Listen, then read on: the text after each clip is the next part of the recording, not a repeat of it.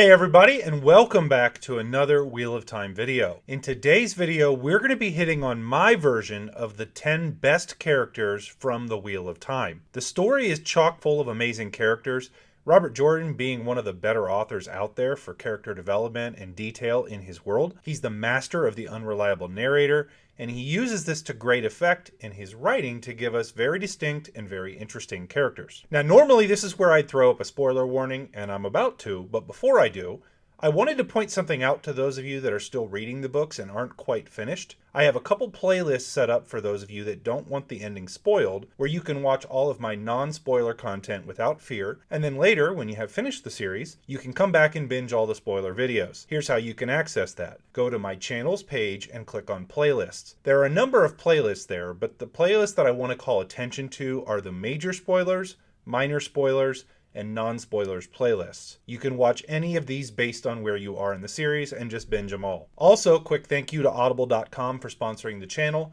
Make sure you go to www.audibletrial.com/Nameless to get your free audiobook if you have not done so already. The link is in the description below. Now, let's go ahead with that spoiler warning. Today's video will carry a spoiler rating of red, meaning it will have major spoilers all the way up through A Memory of Light.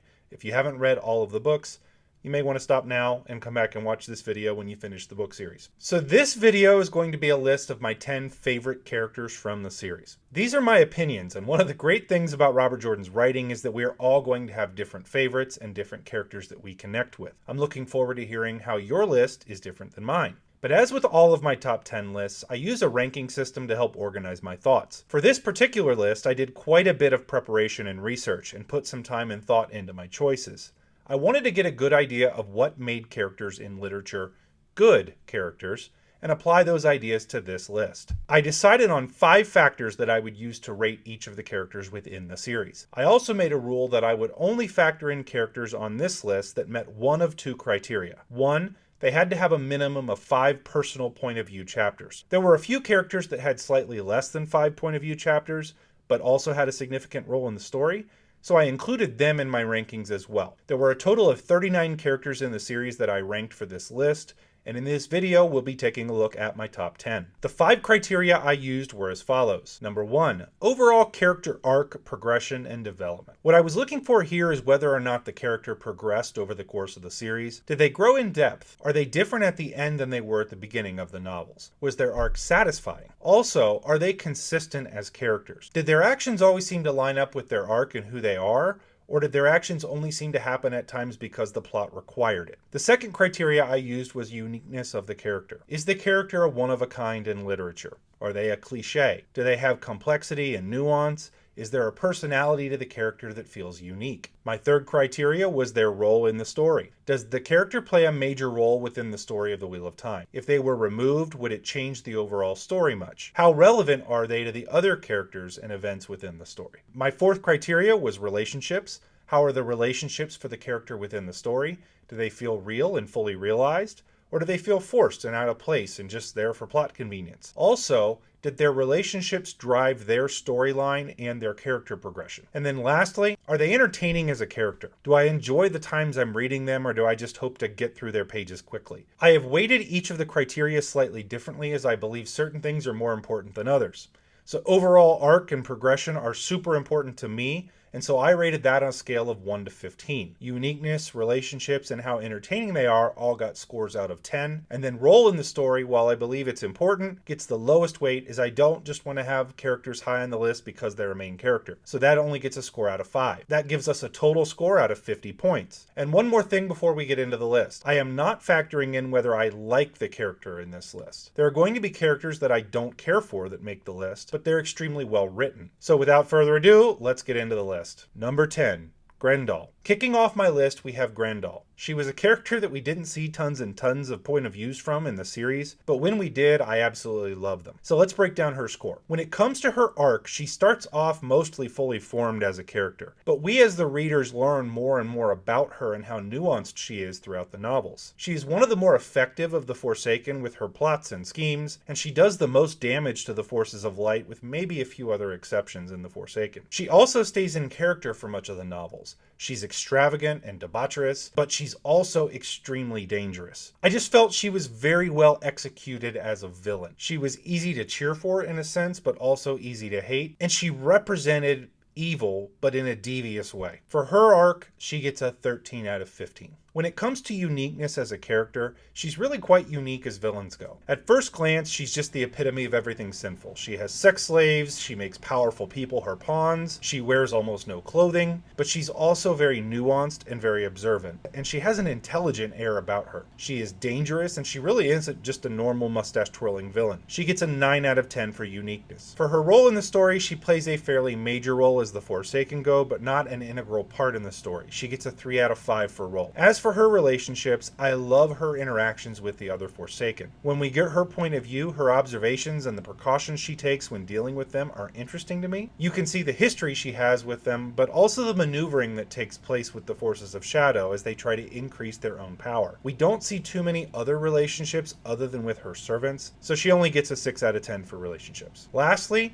as for being entertaining, to me, she's the most entertaining of the Forsaken. As I said, I love her intelligence and I love her scheming, despite just on the outside her looking like she just wants to have fun. I very much enjoyed her time in the books and even her fights in the last battle. She gets a 10 out of 10 for being entertaining. This gives Grendel a 41 out of 50 and she earns the number 10 spot on my list. Number 7, Part 1.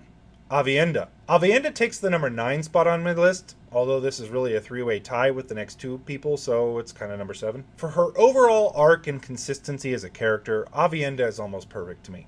She starts off as a warrior who is running from her destiny as a wise one, and from her feelings for Rand. She's conflicted with her honor and her emotions as we see a very real character growth from her over the novels. She eventually becomes a powerful character and a leader among the wise ones on the Aiel. I loved her arc and how she developed. She gets a 15 out of 15 for character development and arc. As for being a unique character, I really can't think of many characters like her. She's very conflicted, but her voice stays very unique and distinct throughout the story as she struggles with facing the challenges that she can't fight with a spear. Her views on the world are very different from Rand, and that point of view gives another side to both of their characters. She's an adapter, she's intelligent, and very honorable, despite what she believes of herself. For being a very unique character, I'm giving her a 10 out of 10. As for her role in the story, she's one of Rand's girls, I guess. She becomes very influential as a wise one. She's a first sister to the Queen of Andor. She leads the channelers in defense of Rand during the last battle, and her children go on to become powerful channelers in their own rights. While she isn't one of the main characters, she is extremely important. She gets a 4 out of 5 for her role in the story. For her relationships, her dynamic with Rand is really fun for me to watch, as he really can't figure her out, and her conflict between her feelings and her honor are always very central in the relationship. I love that she isn't head over heels for him,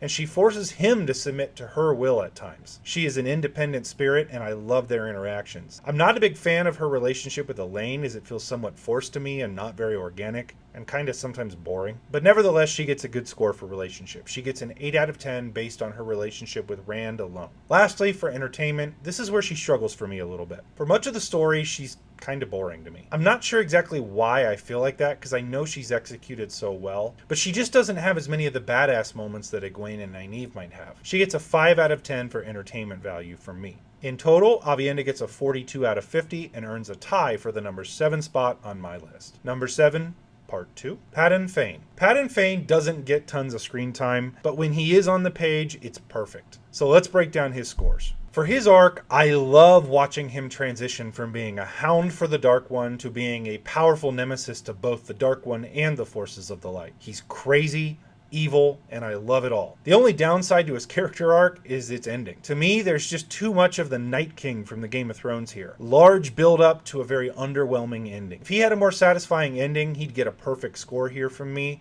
but since he doesn't, he gets a 12 out of 15 for arc. As for uniqueness, he's an absolute one of a kind. He starts off the novels as almost a Gollum type character, but morphs into something completely different as the books progress. I love that Robert Jordan takes fantasy tropes or stereotypes and turns them around on their heads. Fain is so evil and absolutely crazy, it's impossible to mistake him for anyone else. For uniqueness, he gets a 10 out of 10. As for his role in the story, it starts off being a larger role, and it seems to diminish over time. He could have had a much larger role, and many of us expected that, but the abrupt ending in A Memory of Light is what limited his role. It's almost like Brandon Sanderson didn't know what to do with him. He gets a 3 out of 5 for role. As for his relationships, he gets a high score here from me, as his relationships are what drive him as a character. These aren't deep relationships, but they are central to his character. His need to find Rand, Mat, and Perrin is so strong, placed in him by the Dark One, that it becomes a part of who he is through his growing madness. As he becomes more and more possessed by Mordeth, the relationship that he has with himself changes as he essentially turns into a new person. He gets an 8 out of 10 for relationships for me. Lastly, for entertainment. He was sadistic,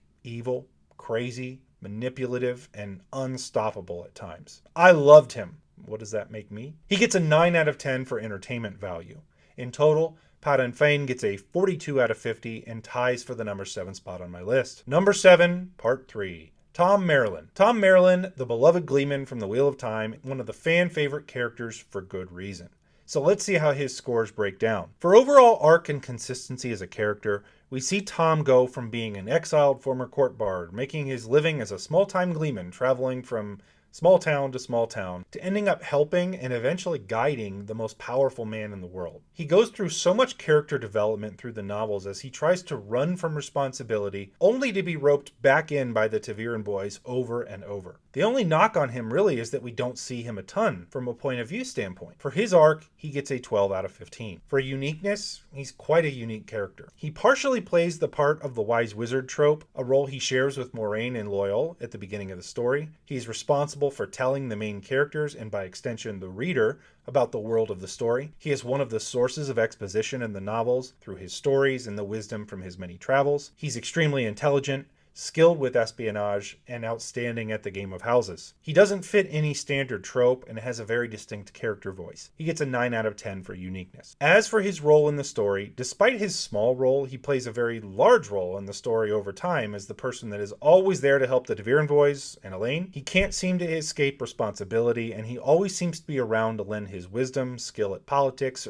or even at times his skill with a knife. He gets a 4 out of 5 for role. His relationships are another very strong area. He has relationships with all of the ta'veren boys, but especially Mat. He builds a bond with him and Rand as well as he helps Rand secure Tyr. His most impactful relationship, though, is with Moiraine, and it occurs as kind of a slow drip over time. The relationship starts in distrust, but moves to mutual respect and then eventually love. Watching this develop over time is really fun. Thom gets a 9 out of 10 for relationships. Lastly, for entertainment value, Thom is very entertaining to me. I enjoyed him as a character, I just wish we saw more of him. He gets an 8 out of 10. Totaled up, he gets a 42 out of 50 and earns the last number 7 spot on my list. Number 5, Part 1. Verin Mathwin. I freaking love Verin. She's another minor character like Thom that has a major impact on the story. I think she was so well written. So let's take a look at her scores. For her overall arc, she is so well executed. She is mostly fully formed as a character when we first meet her, but what we slowly learn about her and the big reveal of her being a mole in the Black Aja explains her mysterious behavior over time. The subtle hints dropped over the course of the story and the fact that her motivations and direction were a mystery to the reader for most of the story made her very compelling. She gets a 14 out of 15 for arc. For uniqueness, she's a one-of-a-kind in execution in my opinion. She's a cross between a wise wizard / exposition machine, but with a mysterious backstory, a big twist reveal, and a deceptive demeanor that constantly has people underestimating her. I think she's amazing. She gets a 10 out of 10 for uniqueness. As for her role in the story, despite not being on the page much, she has a large role. She helps recover the Horn of Valir, helps to free the two rivers with Perrin, helps rescue Rand,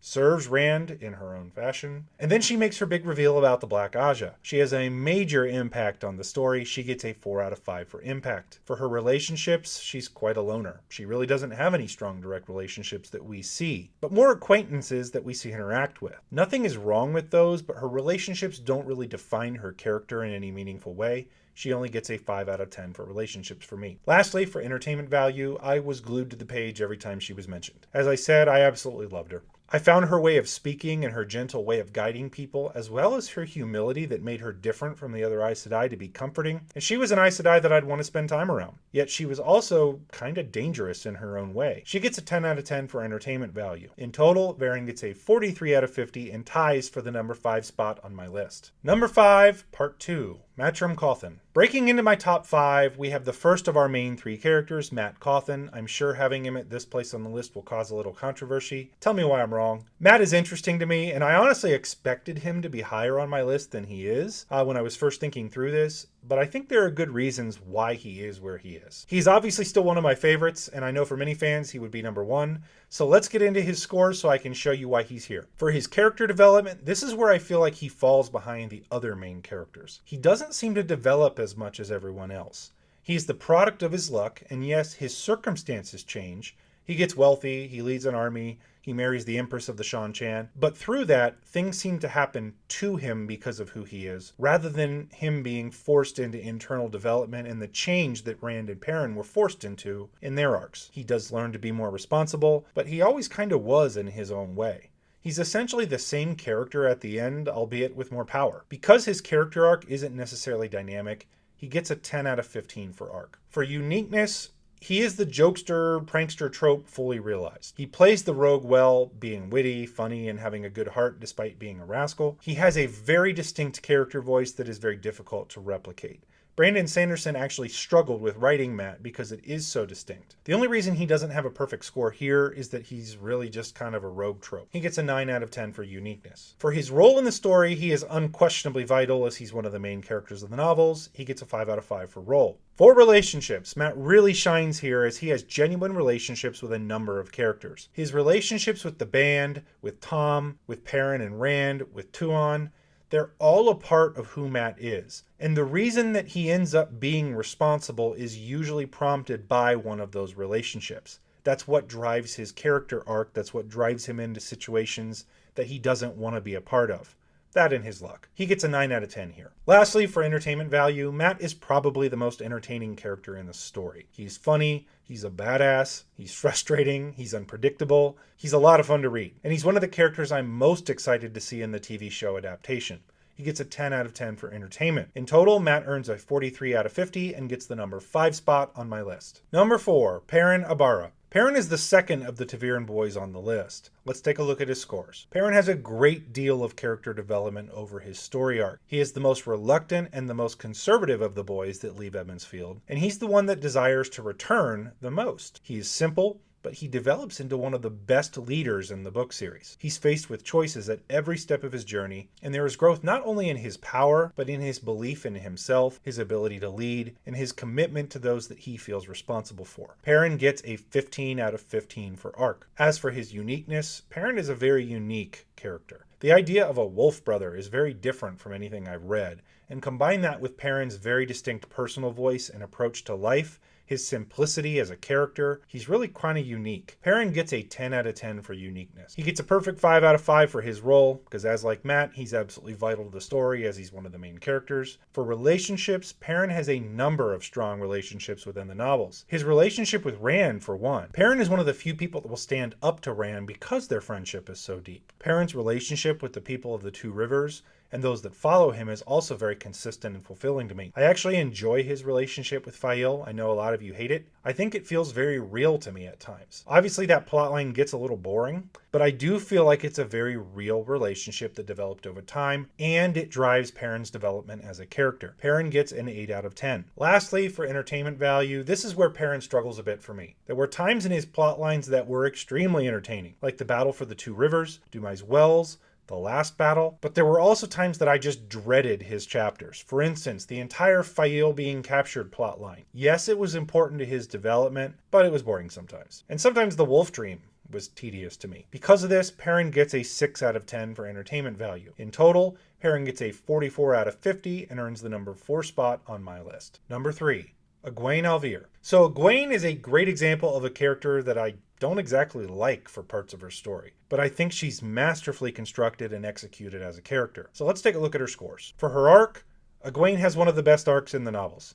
She begins as the daughter of an innkeeper in a small rural village in the middle of nowhere, and ends up as arguably the most powerful woman in the world before her death. What is also more interesting is that the trials she goes through with her time with the Shan-Chan, her time with the Aiel, her time learning to be the Amyrlin, It molded her and changed her into the fully formed character that we get at the end of the novels. The literal only knock I have on her character is what I believe to be a small inconsistency in how she reacts to Rand saying that he's going to break the seals on the Dark One's prison. It's not that I don't see her being opposed to the idea, and in some senses she was correct not to do it in haste, but the way that she didn't have a direct conversation with him and ended up kind of seemingly opposed to him felt very out of character to me. Egwene is that person that always seems to want to go first, learn quickly, typically believes herself to be the smartest person in the room, and she often is. She has always been a foil to Rand in some sense, but it just felt very contrived and out of place having her try and gather armies to oppose or try and convince Rand rather than just sitting in a room and asking him why he felt the need to do that so they could work it out together. That was one of the few moments in the series I felt like the plot molded character development and not the other way around. Despite that, Egwene is a masterful character whether I like her or not, and she gets a 14 out of 15 for character arc and development. For her uniqueness, Egwene is a very unique character who is also very nuanced. She is very well formed and has a unique voice that is believable and relatable. I don't buy a lot of the argument that she's a Mary Sue character, but I can see the reasons why people think it. She doesn't have the plot excuse of being a ta'veren like Rand, Mat, and Perrin do for their quick rises in power, but I do think her innate personality, combined with the trials that she went through, forced her to grow into a strong character. So I don't feel like much of it was Mary Sue writing. For instance, her time being a Damani greatly increased her channeling ability. Her time with the Aiel taught her leadership, honor, and critical thinking. She was also tutored in the ways of Aes Sedai politics by an experienced Amyrlin in Swan. Combine those things with the fact that she was already extremely intelligent and very capable, and I think where she ends up makes sense. Egwene gets a 10 out of 10 for uniqueness. For her role in the story, she's one of the main characters and one of the most powerful people in the world. Easy 5 out of 5 here. As for her relationships, this is the only place I really feel like she struggles at all. I absolutely hated her relationship with Gawyn. It never felt fleshed out, and it always felt somewhat forced to me. Honestly, she didn't feel like the type that at that time in her life would have time for a love relationship.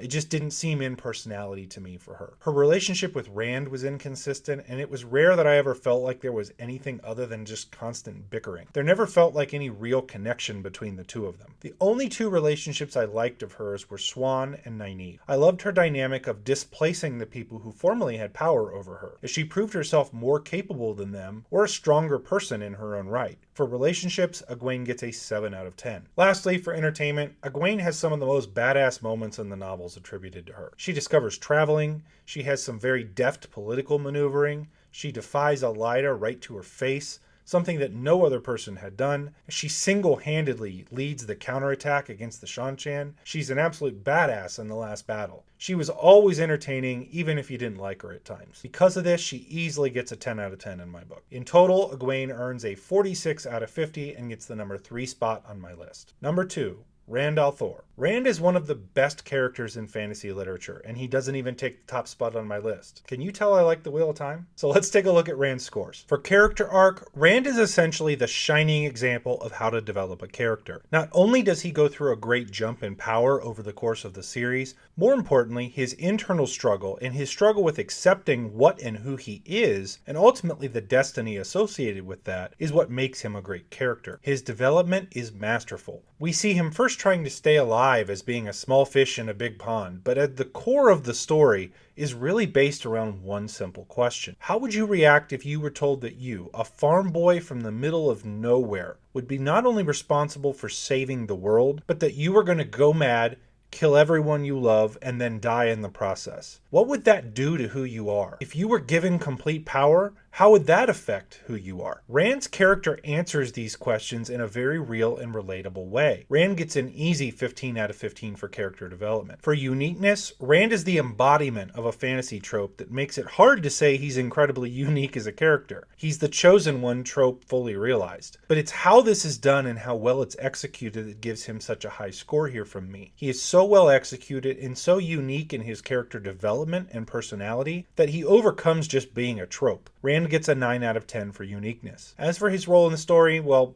He's essentially the most important character in the books, so he gets a 5 out of 5. Relationship-wise, Rand has so many notable relationships within the series. His relationships with Mat and Perrin and their friendship are apparent through the first 5 books, although it drifts a little as the series goes on. His relationships with Min, Elaine, and Aviendha are strong, especially his time with Min and Aviendha as we see them together more. It's his relationship with the world, though, that gives him a high score here for me. He is really set apart from everyone else and can't be a normal person once he becomes the Dragon Reborn. The burden of responsibility he feels is immense, and that's what drives much of the internal conflict he feels. It's his relationship with everyone that he's responsible for, which is really the world. Rand gets a 9 out of 10 for relationships. As for entertainment value, Rand was pretty much at the center of many of the most entertaining plots in the books. The parts of the story where he is absent to me are some of the most boring parts of the books, so simply put, I find Rand's time in the books incredibly entertaining. He gets a 10 out of 10 for me. In total, Rand gets a 48 out of 50 and the number 2 spot on my list. So who could possibly be a better character than Rand al'Thor in my eyes? This may be a shock to some because this particular character is not always the most likable, but to me, they are the most sincere, most real, and most relatable character in the book. Number 1.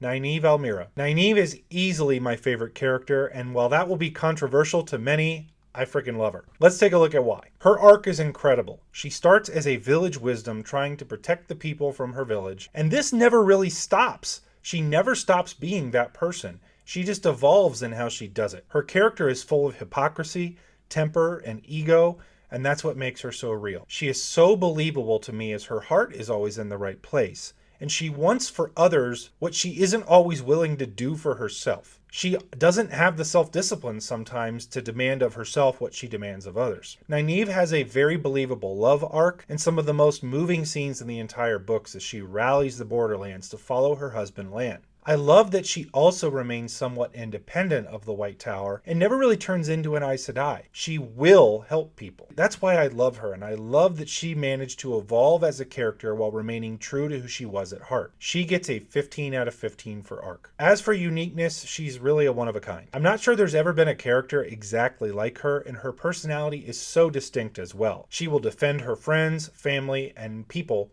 at any cost. She's brave, but she's also unsure of herself. She puts out a vibe of always being in control, of being confident, even though she doesn't always feel that way on the inside. She basically is always saying, do as I say, not as I do to people, until she's called on it, and then she apologizes.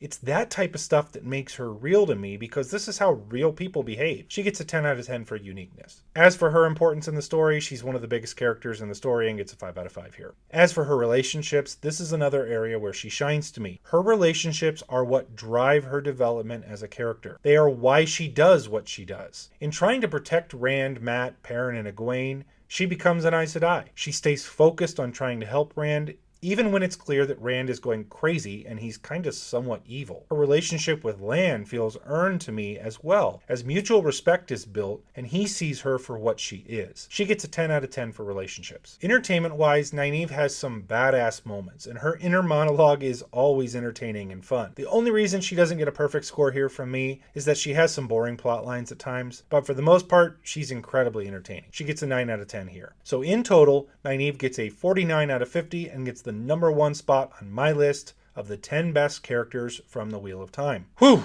that's a long video. I'm going to post the rest of the rankings on my Patreon so you can see the entire list from top to bottom rather than just the top 10. But what did you think of my list? What would your list look like? Please let me know in the comments below. Also, please like the video if you enjoyed this and make sure to subscribe to the channel to get notified when I release other content. Check out my Patreon if you want to see the full list, and while you're there, check out some of the other reward tiers for some special content. Thanks to everybody over there supporting me on Patreon. Hey guys, until next time, peace out.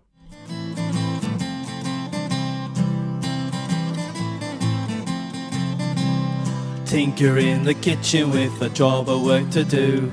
Mistress up above, slipping on a rope of blue. She prances down the staircase, a fancy oh so free, crying, Tinker, oh dear Tinker, won't you mend a pot for me?